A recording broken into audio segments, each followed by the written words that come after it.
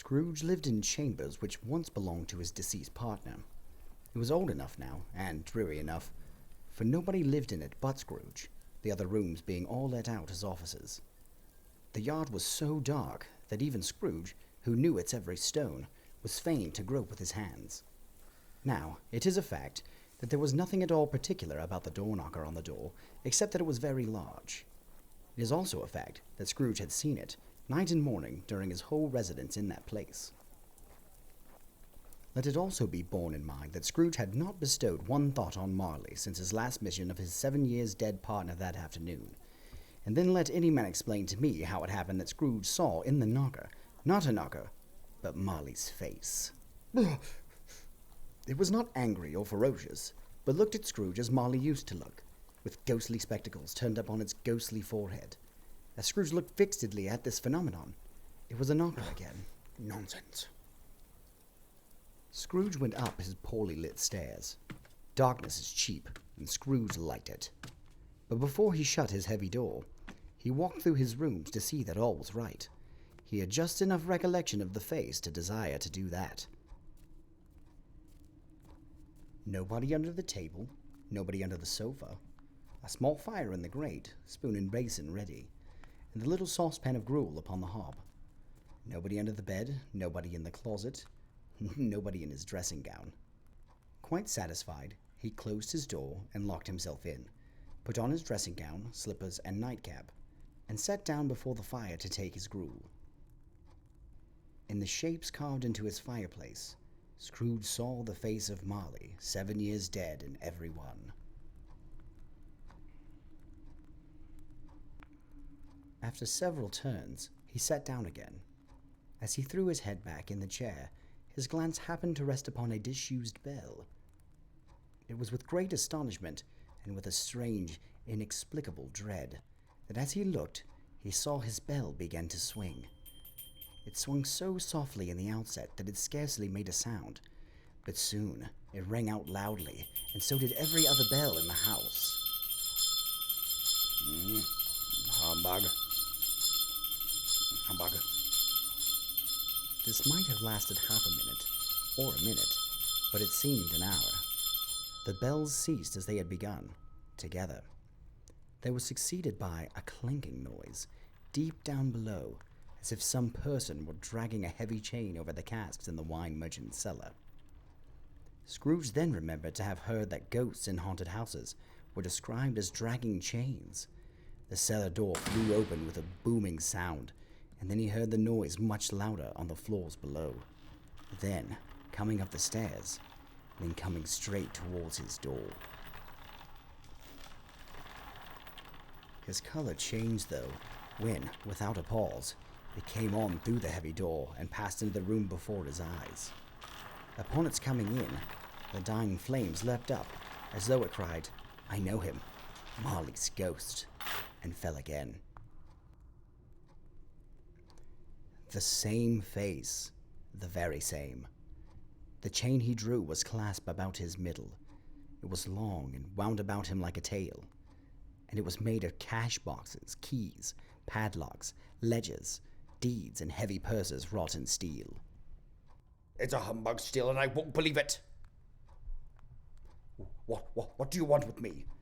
Who are you? Ask me who I was. Who were you then? In life, I was your partner, Jacob Marley. You don't believe in me? I don't. What evidence would you have of my reality beyond that of your senses? Why do you doubt your senses? Scrooge tried to be smart, as a means of distracting his own attention and keeping down his terror, for the spectre's voice disturbed the very marrow in his bones. I don't know. A little thing affects them. A slight disorder of the stomach, maybe. You may be an undigested bit of beef. A crumb of cheese. Yes, there's more of gravy than of grave about you.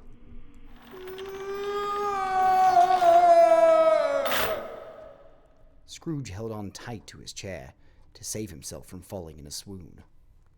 But how much greater was his horror when the phantom took off the bandage round his head and his lower jaw dropped down upon his breast. Dreadful apparition, why do you trouble me? Man of the worldly mind, do you believe in me or not? I do. I must. But why do spirits walk the earth? And why do they come to me? It is required of every man the spirit within him should walk abroad amongst his fellow men and travel far and wide.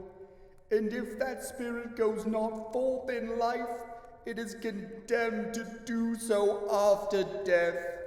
It is doomed to wander through the world and witness what it cannot share, but might have shared on earth and turned to happiness.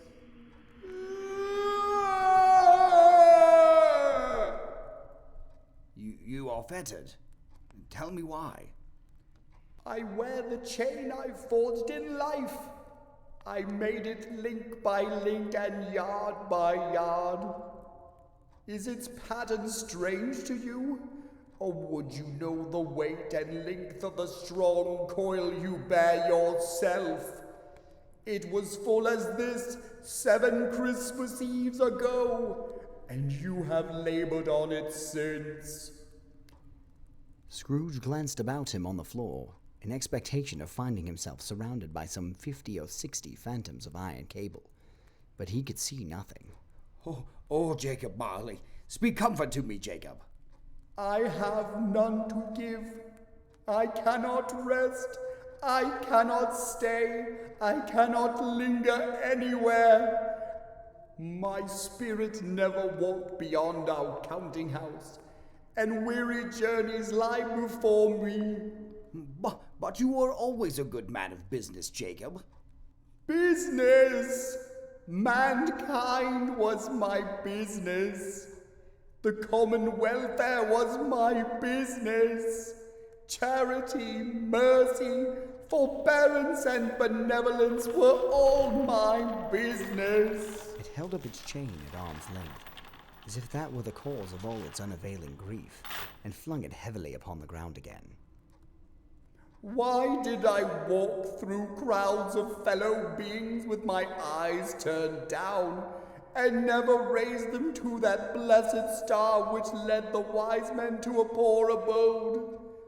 Were there no poor homes to which its light would have conducted me?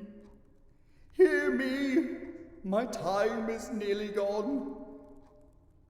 I am here tonight to warn you that you have yet a chance and hope of escaping my fate, Ebenezer. You were always a good friend to me. You will be haunted by 3 spirits. Is this the chance and hope you mentioned, Jacob? It is. In that case, I think I'd rather not. Without their visits, you cannot hope to shun the path I tread. Expect the first tomorrow, when the bell tolls 1. Couldn't I take them all at once and have it over with, Jacob? Expect the second on the next night at the same hour.